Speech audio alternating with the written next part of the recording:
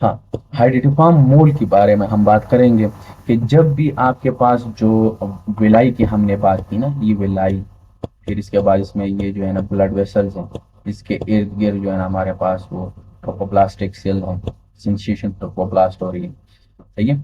अब हमारे पास बेसिकली जो विलाई है, ये इसमें एडिमेटस होता है, यानी बढ़ जाता है। नॉर्मली इस तरह है ना, तो ये आपके पास इस तरह एडिमेटस हो जाता है। सही है। तो एबनॉर्मल कंसेप्शन, सुवालन एडिमेटस विलाई। सही है। Proliferation of the trophoblast. तो देखिए ये अब उस ट्रोपोब्लास्टिक डिजीज है, जिस तरह कोरियोकार्सिनोमा हमारे पास ट्रोपोब्लास्टिक का मसला था, इसी तरीके से हाइडिटिफार्म मोल भी हमारे पास ट्रोपोब्लास्टिक डिजीज है। सही है। तो जब हम गायने करेंगे ना, तो उसमें हम ये हाइडिटिफार्म मोल, जिसमें ये कंप्लीट भी है और पार्शल भी है, आगे हम बात करेंगे इसमें आ रहा है। और ये जो कोरियोकार्सिनोमा है, ये हम एक ही साथ वहां पे एक्सप्लेन करेंगे। सही है। यहाँ पे थोड़ा सा इधर उधर दिया हुआ है, लेकिन ये है बेसिकली ये ट्रोपोब्लास्टिक का मसला। सही है। तो आपके पास जो uterus expends, normal pregnancy is present. सही है। तो इसमें आपके पास नॉर्मल प्रेगनेंसी होती है हमारे पास। सही है। लेकिन classically present in the second trimester. सही है। ये ट्राइमेस्टर को याद रखना अहम बात है। सही है। जैसे कि हमने के लिए उसके बारे में बात की जो पीछे एबॉर्शन की बात की, 24 वीक्स, बिफोर 24 वीक्स हमने बात की, प्लेसेंटा प्रीविया के बारे में हमने बात की, एक्रीटा के बारे में बात की, एब्रप्शन के बात की। तो वो ट्राइमेस्टर को याद रखना है। सही है। तो ये हमारे पास classically present in second trimester. सही है। तो ये सेकेंड ट्राइमेस्टर में हमारे पास हो। ज्यादातर जब ये हाइड्रोटिफार्म मोल आप देखेंगे ना विजाइनल कनाल पे, जब आप इसका आप फोटो देखेंगे, तो बिल्कुल आप लोगों को बताया होगा कि ग्रेप्स लाइक आपके पास मास नजर आएंगे। आपके आपको बताएगा कि वहां पे ग्रेप्स लाइक जो है ना अंगूर की तरह आपको दाने नजर आते हैं, जैसा कि ये बिल्कुल अंगूर की तरह है कि नहीं, ये नजर आ रहा है ना, ये ठीक है। तो ये हाइड्रोटिफार्म मोल है हमारे पास। ठीक हो गया।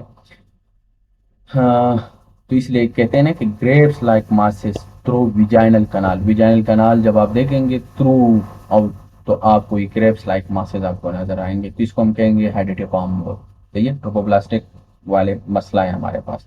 सही है। इसमें अब आप रूटीनली अल्ट्रासाउंड करते हो अर्ली फर्स्ट ट्राइमेस्टर से आप, और डायग्नोसिस करवाएंगे आप।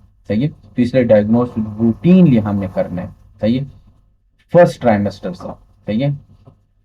इसके अलावा जो है ना आपने फिटल के जो हार्ट साउंड्स है वो देखने, तकरीबन 8 वीक्स पे जो फिटल साउंड्स होते हैं ना, हार्ट के साउंड, वो आपको सुनाई देता है। अ, कुछ लोग कहते हैं 7 वीक्स, कुछ कहते हैं 8 वीक। सही है।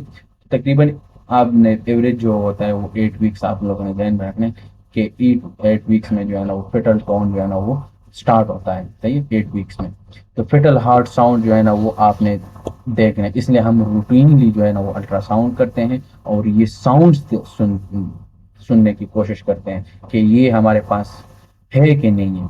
सही है। स्नो स्टॉर्म अपियरेंस हो गया हमारे पास। सही है। तो स्नो स्टॉर्म अपियरेंस भी है, ये भी हमारे पास एक बज वर्ड है इसका। सही है। Snow storm appearance. अच्छा, इसमें आप लोगों ने बस ये टेबल जो है ना बहुत अहम है। ये वैसे आगे गाइनी में भी है और इधर भी है। सही है। तो ये हमने थोड़ा सा उसको करना है। सही है।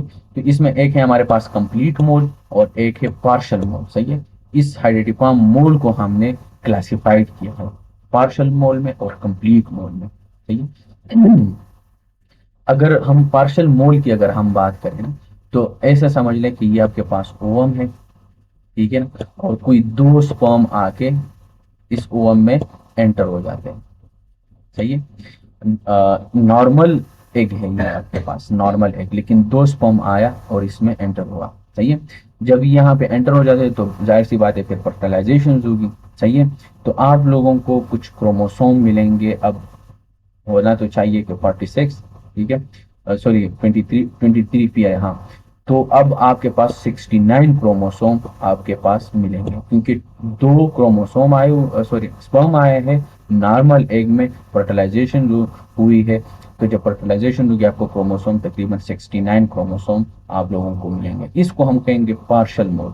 तो इसलिए यहाँ पे इन लोगों ने लिखा हुआ है कि नॉर्मल ओवम फर्टिलाइजेशन होगी 2 स्पर्म या 1 स्पर्म से भी, और दैट इज डुप्लीकेट क्रोमोसोम, तो तकरीबन 69 क्रोमोसोम आपके पास आ सकते हैं। सही है। अब फिर इसके बाद क्या होगी, एबनॉर्मल पार्शियल ट्रोपोब्लास्टिक प्रोलिफरेशन होगी। सही है।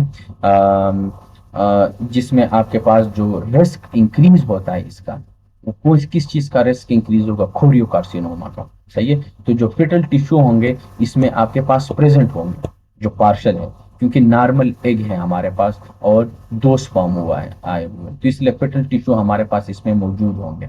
ठीक है। लेकिन जब आप विलाई को देखेंगे तो वो एडिमेटस होगी, बड़ा हो गया होगा। सही है। तो some villi is hydropic and some are normal. सही है। कुछ मिलेंगे, कुछ नॉर्मल मिलेंगे। लेकिन ट्रोपोब्लास्टिक, जैसे कि मैंने बताया कि वहां पे प्रोलिफरेशन होगी। सही है। अराउंड द विलाई, जैसे कि हमने अभी पढ़ा ना कि ये नॉर्मल है, इसके दरमियान ये ब्लड वेसल्स है हमारे पास, ये आपके पास इसके इर्द गिर्द जो है ना वो हमारे पास क्या है, विलाई, जो ट्रोपोब्लास्टिक सेल्स हमारे पास वो। ठीक है। लेकिन जब ये एबनॉर्मल होती है ना तो ये खूब बड़े हो जाते हैं, एडेमेटस। ठीक है। तो इसलिए यहाँ पे focal proliferation around the hydropic villi. सही है। रिस्क इसका जो कोरियोकार्सिनोमा है वो मिनिमल है लेकिन कम है। ठीक है। लेकिन जब हम कंप्लीट की मोड की बात करते हैं, तो अगर ये आपके पास ओवम है लेकिन ये खाली ओवम है, अब यहाँ पे भी आपके पास क्या हुआ है, 2 स्पर्म आया हुआ है, 2 स्पर्म। अब इस ओवम में अंदर चले गए लेकिन खाली ओवम है, फर्टिलाइजेशन जाहिर सी बात ही होगी। तो अब लेकिन ये तो खाली है। सही है। तो अब एम्प्टी ओवम है, रिजल्ट हमारे क्या, हमें क्या मिलेगा, क्योंकि 2 स्पर्म खाली ओवम में चले गए हुए हैं, तो अब जो जेनेटिक मटेरियल हमें मिलेंगे वो डेड मिलेंगे हमें। सही है। तो इसलिए एम्प्टी ओवम फर्टिलाइज 2 स्पर्म या 1 स्पर्म, तो जब भी आप लोगों को क्रोमोसोम यहाँ पे मिले थे, क्योंकि यहाँ पे नॉर्मल ओवम था इसलिए 69, यहाँ पे खाली ओवम है तो यहाँ पे 46, याद रखें। फिटल जो टिश्यू है जाहिर सी बात है क्योंकि खाली ओवम है तो फिटल टिश्यू हमें नहीं मिलेंगे, तो इसलिए एब्सेंट। ठीक है ना। अब यहाँ पे जितने भी हमारे पास विलाइन होंगे वो हाइड्रोपिक होंगे। सही है। इसका जो फोटो है वो मैं आगे दिखाऊंगा, जैसे कि फॉर एग्जांपल ये।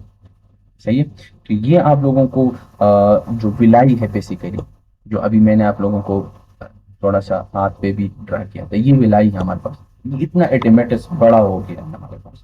सही है। ये ये जो है ना ये ट्रोफोब्लास्टिक प्रोलिफरेशन है। सही है। ट्रोफोब्लास्टिक प्रोलिफरेशन हुई है यहाँ पे। सही है। तो देखें, तो इसी वजह से अब यहाँ पे ये जो ट्रोफोब्लास्टिक प्रोलिफरेशन होगी, जाहिर सी बात है यहाँ पे हमारे पास डिफ्यूज जो है ना वो हमारे पास प्रोलिफरेशन होगी अराउंड द हाइड्रोपिक विलाई, जैसे कि यहाँ पे नॉर्मल ये था और यहाँ पे अराउंड, यहाँ पे ये एडिमेटस यानी बड़ा हो गया है। सही है। एडिमेटस हुआ है। अब यहाँ पे जो कोरियोकार्सिनोमा का रिस्क है वो आपके पास, हमारे पास होगी तकरीबन 2 to 3। तो इसी तरीके से आप लोगों ने इसको याद रखना कि जो कंप्लीट मोल है इसमें कोरियोकार्सिनोमा कंप्लीट रिस्क है, आप कोरियोकार्सिनोमा का सी कंप्लीट, सी कोरियोकार्सिनोमा। तो कंप्लीट मोल में कंप्लीट रिस्क होता है कोरियोकार्सिनोमा, जबकि पार्शल है तो इसमें पार्शली आपके पास कोरियोकार्सिनोमा का रिस्क होता है, जैसा कि मैंने 2 to 3%। सही है। तो ये हमारे पास ट्रीटमेंट इसका क्या है, हमारे पास हम डायलिटेशन एंड क्यूरिटाज ही करते हैं, डीएनसी नाम आप लोगों ने बहुत ज़्यादा सुना होगा। सही है। तो हम डीएनसी करते हैं इसमें, जो यूट्रस उसको डायलेट कर देते, तो काट देते, इसको हम कहते हैं डायलिटेशन एंड क्यूरिटाज, डीएनसी करते हैं इसमें। बीटा ईसीजी को आप लोगों ने देखना है। ठीक है। क्योंकि बीटा ईसीजी से आप लोगों को पता चल जाएगा कोरियोकार्सिनोमा है नहीं है, ये क्योंकि ये रिस्क को इंक्रीज कर देता है हाइड्रोटिक फॉर्म मोल। सही है। तो जो कंप्लीट है और पार्शल है वो अपने, पार्शल को इनकम्प्लीट भी बोलते हैं। ठीक है। इसके बाद क्योंकि हमने इसलिए बीटा ईसीजी करनी है क्योंकि हमने कोरियोकार्सिनोमा को ही देखना है डेवलप हुई है कि नहीं हुई है। सही है। तो कोरियोकार्सिनोमा के बारे में हमने वैसे बात की। सही है। रिस्पॉन्ड वेल टू कीमोथेरेपी वैसे। सही है। जो कोरियोकार्सिनोमा है, जबकि जर्म सेल पाथवे वाला जो हमने अभी पढ़ा, नाट, अभी हमने किया, सही है। तो आज चैप्टर हमारे पास मेल भी खत्म हुआ, फीमेल भी खत्म हुआ, एंडोक्राइन भी खत्म हुआ। कल छुट्टी है, परसों जो है ना इन तीनों में हमारे पास टेस्ट होगा, तो रेडी रहना है और परसों हम मिलेंगे, सही है। फिर जिंदगी रहेगी, तब तक अल्लाह हाफिज।